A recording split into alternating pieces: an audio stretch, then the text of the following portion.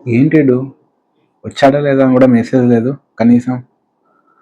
పండగకి ఏంది వీడు వస్తాడు కదా మామూలుగా, ఇంకా మెసేజ్ చేయలేదు, కాల్ చేయలేదు. సరే మనమే కాల్ చేద్దాం. హలో, రే వచ్చావా లేదా పండక్కి? ఎక్కడున్నావు అసలు?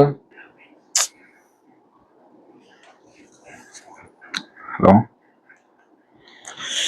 రావట్లేదురా, ఆఫీస్ వర్క్ ఉందని. ఏంటో రే జాబ్ టెన్షన్స్. ప్రశాంతంగా పండగకి కూడా ఇంటికి రావడానికి కూడా లేకుండా పోతుంది.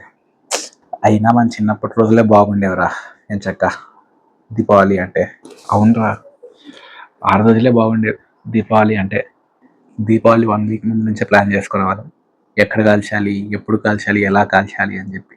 ఎక్కడ కాలిస్తే ఎక్కువ సౌండ్ వస్తుందని చెప్పి ఆలోచించేవాళ్ళం. అయినా బిజిలీ కాటన్ బాంబ్ పెట్టి పేలిస్తే సౌండే వేర్రా. ఒక ఆటం బాంబు పేలిస్తే ఎంత గొప్పగా ఫీల్ అయ్యేవాళ్ళం రా అప్పుడు. రాకెట్ పక్కింట్లోకి వెళ్తే ఎంత భయపడేవాళ్ళం రా.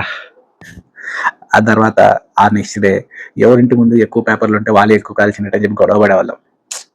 ఆ రోజులే బాగుండేవిరా ఏమన్నా కానీ. అరే ఏమైంది? ఏం లేదురా. సరేరా, ఫీల్ అవ్వకు, జాబ్ కదా, జాగ్రత్త. ఏం చేస్తాం. హ్యాపీ దివాళీరా. హ్యాపీ దివాళీరా. సరే, ఏం బాధపడకు, సంక్రాంతి వస్తుంది కదా, దానికి వచ్చాయి, ఎంజాయ్ చేద్దాం. సరేనా, జాగ్రత్త.